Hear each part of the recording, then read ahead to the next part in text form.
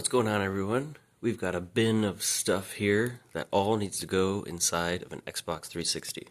This is technically like the fifth time building the Vader build, but this should be allegedly the final assembly of Vader. So we have a new grill here. We're going to try on the outside whether we have it this way. It's kind of bright. Maybe we'll have it this way, a little more subtle. We'll see about that. Kind of want to replace the filter that is on there, kind of the cheaper ones. We do have our fans in as well. So these are the old ones, OK gear, and they were just okay. Lasted about a year, a couple of them stopped spinning. We're going to go back and use Ace fans. I've used these tons of times. They are awesome fans. Everything else in terms of the loop should be pretty much exactly the same. We will change some stuff here. As I mentioned, the grill. We're going to change out the window, which was just a regular clear plexiglass window.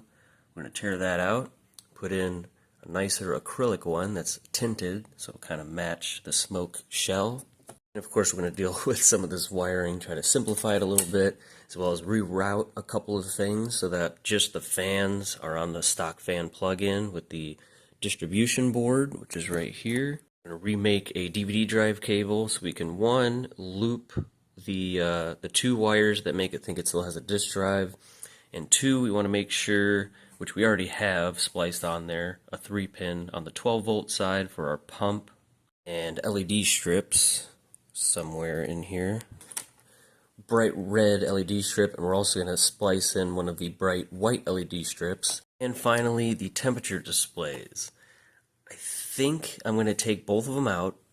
I want to leave one in, but splice in an actual plug fitting, so we can do water temperature with that one. And then the other one, we could just leave the flat sensor and put it somewhere on the inside, but not super helpful, honestly, when you have Aurora and the temperatures on there. So I'm more concerned about the water temp. And then the other one, we might just do kind of a false, empty, broken temperature display and put something else in there and light it up. Maybe we could find a little Darth Vader helmet or something like that. So let's start with the motherboard. As we know, this build had an RGH 1.2 Jasper in it, but we put it in our toxic build that is currently listed for sale on eBay. And we took the board from that one and we're going to be putting it in Vader. So this does not have any wires anywhere soldered to the motherboard. It has a zero fuse CPU, so there's no need to RGH or JTAG or anything like that. It can just run any of that stuff without modification.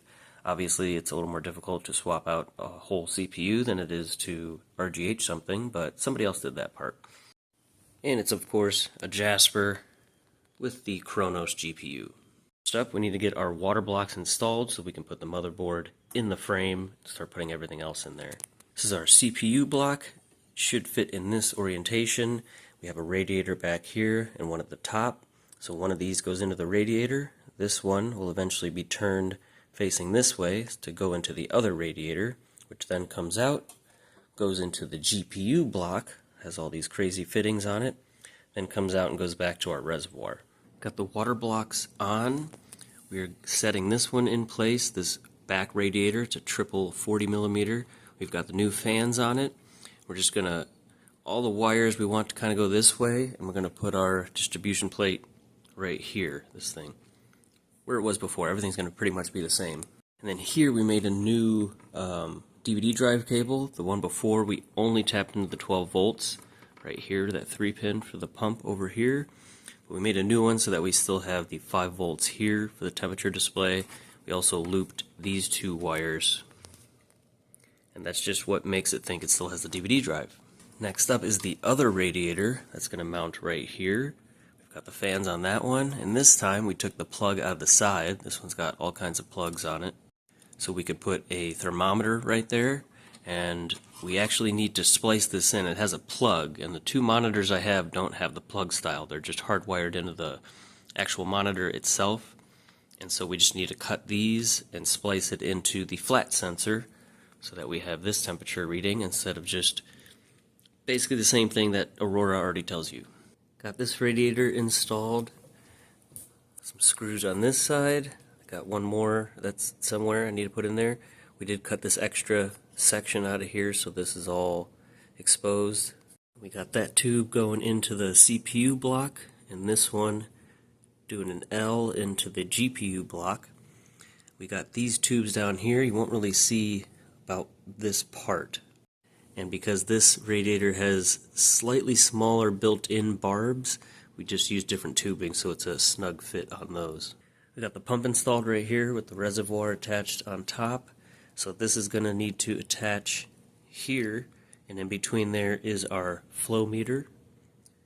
But basically our pump takes water from the reservoir, goes into the first radiator, comes out to the CPU block, then goes into the second radiator, then through the GPU block, and then back into the reservoir.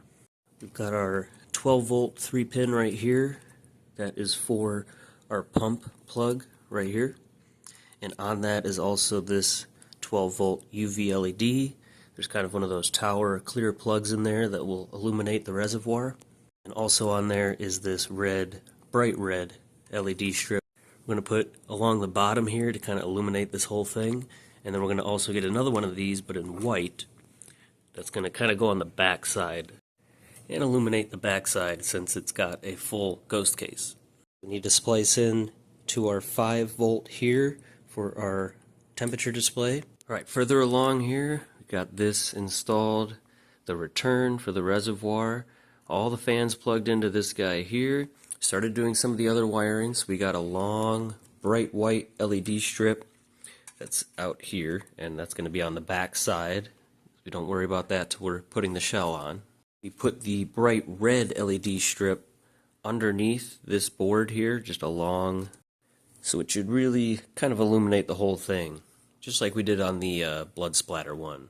Over here is our temperature display, and like I said, I didn't really want to use both of them. I do still have the other one. I could plug the other hole with that one, but I really want to take one of these like broken ones that I have and just kind of take all the insides out, maybe even put some red acrylic in place of the regular clear front panel. And I planned, this was the part where I was going to get a Lego Darth Vader and try to put it in there, but already that would be, it just wouldn't fit inside of one of these. And two, believe it or not, this is probably the only time in my life I don't have a Lego Darth Vader somewhere with some set or anything. And if I want to buy one, it's like 20 bucks for just a figure. I could get a knockoff brand or Lego compatible one, and I gotta get my food. Anyway, we got the UV LED in this one here. This is a plug just to light this up. We also have one down here that's gonna light that one up. And this one is on 12 volts hooked up to this. This one here is just on its own little 3-pin that plugs into this. So this one will technically get dimmer or brighter based on how you have the fan set up. The last thing we need to do is just wire this up, but we need to do it to the switch here so that this is on a switch, and the LED that we put inside the other one that's not a temperature display, I also want on that switch, and same with this green LED. That's just kind of a little accent for the fan grill, which is obviously the Death Star. We've got right over here, and then I'm also replacing that other grill we had on here with this nicer one. I think it's meant to go this way, but I think it'd be a little more subtle going this way. Just orange might be a little too much, so I think that grill being over top of it is going to be nicer. Anyway, Lego Darth Vader. I realized it probably wouldn't fit, and I would end up like just using his helmet, and I could put like an LED in it or something like that that you'll see once it's lit up. But I'm like, I don't really want to buy one. I mean, one, I cannot wait any longer for parts. We've got everything we need besides the coolant that'll be here tomorrow. We can just use distilled water for now, but as soon as that's in here, I gotta get this out of here. We're already way behind on this build. So while at Walmart earlier, I'm like, well, let's see what's like the cheapest Lego set that comes with Darth Vader. And it's over $50. So I'm like, that's ridiculous. We're not doing that. And then I'm like, maybe I'll even just get one of those small trooper packs and just put like a stormtrooper in there. Even those are like $20 now, so forget it. Did find this action figure on clearance for $3, and we're gonna rip his head off. There we go. Perfect. So we got this old broken monitor here. We just popped the back open, took the little circuitry out of there, and this little like gasket. And as you can see, now some of these are different. Some just have like a regular kind of window up front, and like the actual numbers will be on the board. You can see this one here has numbers on the actual piece of like acrylic here. So yeah, I think we're just going to take this one out, cut a piece of red acrylic to put in its place, and then basically I'm hoping we can get it to where this is still covered in the back, because if we just have it open, one, this is a little too tall for this to be closed, so we'd either have to trim the helmet or something over here. But I'm hoping that we can kind of enclose it so that it's not already lit up when the system's on. We can put our own single LED in the bottom there, or even just like inside the hole in the bottom of the helmet. I don't think it would come out anywhere, but you know, it would still light up this box. And I want that to be attached to the other monitor that's all on the switch. So I guess we'll start by cutting out a piece for the front. There we go. Yeah, there's a little rubber gasket on there. And then yeah, we'll have to figure out how we want to mount this in there. I'd rather not cut the helmet in case you can see that from the front, which I don't know, I feel like you might be able to from certain angles if we had to cut that. So even if we have to cut a section out here and then just put other pieces on the back to hide that or something, I don't know. So we've got the red acrylic in there now. And then I also cut this out, have this helmet in there, just kind of have this, all the little openings glued shut there, and I'm going to use some paint to make sure this, all the light would be blocked from the back of this. All the wiring's done. It's a lot better than it was before. It's still kind of crazy, but there's the LED for this one, the temperature display. Our 5-volt power goes to this switch, and then goes to this, and the LED over here. Then all the grounds go back together, back over there. And then we of course have all the 5-volt fans here plugged into the board. This fan is also, the wires are over here, plugged in right here. And then also on there is the UV LED here and the one here. That's that other plug. So that's it. I think everything is plugged in. We should be good to put this on and at least get, well, pretty much put the whole shell on so we can stand it upright and actually fill it up. So the top is on. Now I need to do the fan grill, and this was designed to go this way, but I think I want to have it this way. And then we'll have to cut the ends of this off so we can fit it inside that recessed part. And I would do it the other way, but it looks like if this is kind of flat like this, it touches the fan blades, so we don't want any of that. I also need to drill these holes out just a tiny bit bigger so we can use these screws, so it's easy to take on and off. And of course, when I put the bottom half of the shell on, I need to cut this shorter and actually attach it to the shell side so it's facing the cage and hopefully reflecting off the red. Before we worry about the grill or the hard drive, we're going to go ahead and start filling it up, make sure there's no leaks or anything. Have the grill installed. Now we just need to put the hard drive together. We have everything here. Just need to put it together, put it on, and then we're ready to go. Okay, we've got it plugged into the TV, got the hard drive on. Everything is together. As soon as we turn it on, this is going to go down pretty quick, so we're going to have to add some fluid. I'm going to also assume that all the fans will be on 100% if everything's saved on the hard drive, so it's probably going to be louder, and then we'll have to turn it down.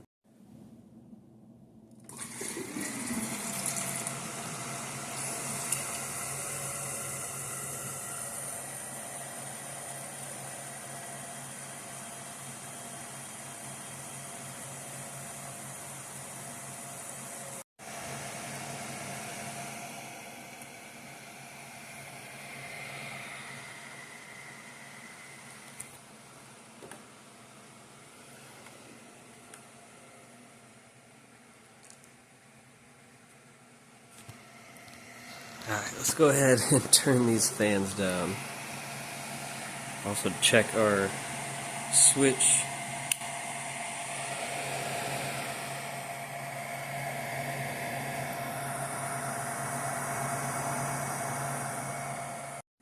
Fan set to 50%, and now it's the same as it was before when it was just on 5 volts.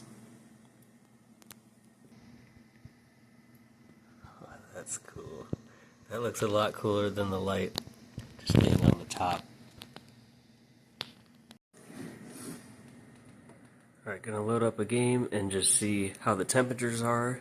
This was the zero fuse that had the internal fan that we put the slim heat sinks on, and the CPU was still wanting to hit right around 70, even though everything else was much lower. So still reads higher, obviously, but we're going to see if water cooling, especially if we leave it on 5 volts, if it's going to be better than when it was air cooled. Okay, so just did another cold start, went and had some dinner. 18, 20, 27, 57. I'm not going to be surprised if this still is going to want to read closer to 70 when it's fully warmed up.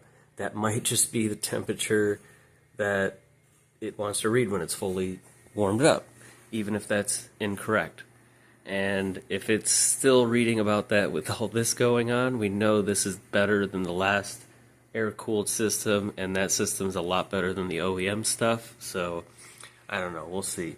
But we're just going to play some games for a little bit and see what it gets to. I'm going to leave the fans how they are. I think I have it at 50 exactly, maybe 55. And once it seems like we've reached kind of our limit temperatures on everything, we'll mess with the fan speed, see what we can get it down to. We are also starting with our water temperature, which is reading over here, leaving the second radiator, 26 Celsius.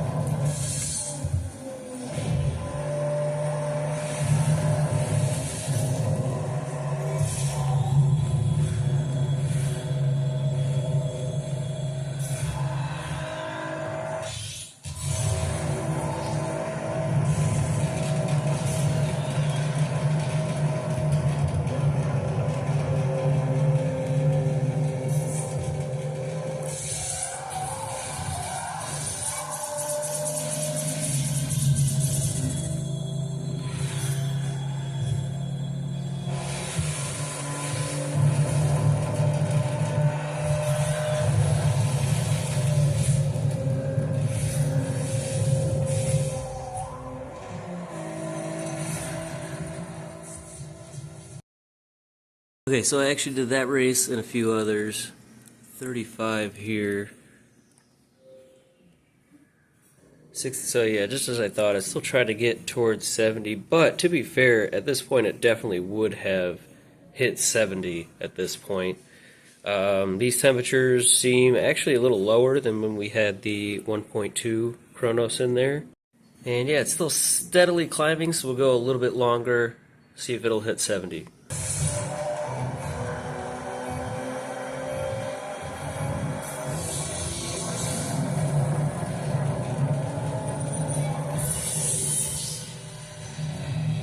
So I think we're kind of at the point where it's, you know, staying here, going down a little bit, going up a little bit. And again, just to reiterate, that is just not correct. It just isn't. I can feel the air coming out of here, and honestly, I think this one's running even slightly better than the 1.2. And I guess these fans probably might have a little bit more.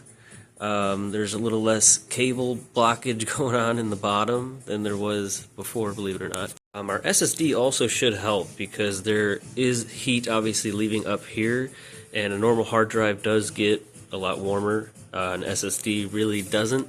But yeah, let's go ahead and turn the fans all the way up and just play a little more, and we'll see what happens. Before we do that, thank you guys so much for watching. Don't forget to not like, comment, or subscribe. This guy here has sold.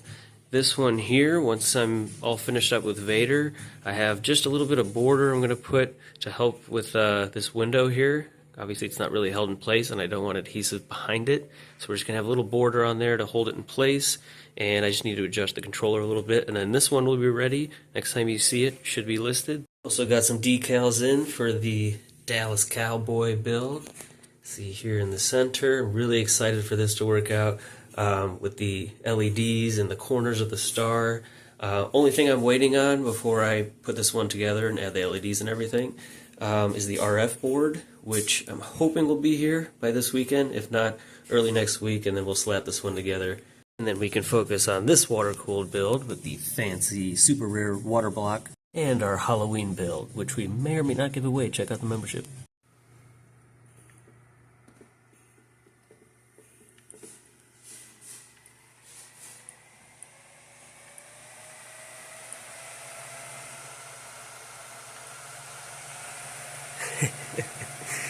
Oh man, that's insane. It's honestly still good, even at like 70. It is kind of noisy. It's not, I guess it's almost like ramping up the normal OEM fans a little bit, not quite all the way. But I really feel like even at like 65, 60, you're good to go. And obviously you're totally fine at 50% or even a little bit lower than that. These are really the temperatures you want to go by more than this one here. So, does it make a difference? Yeah, of course.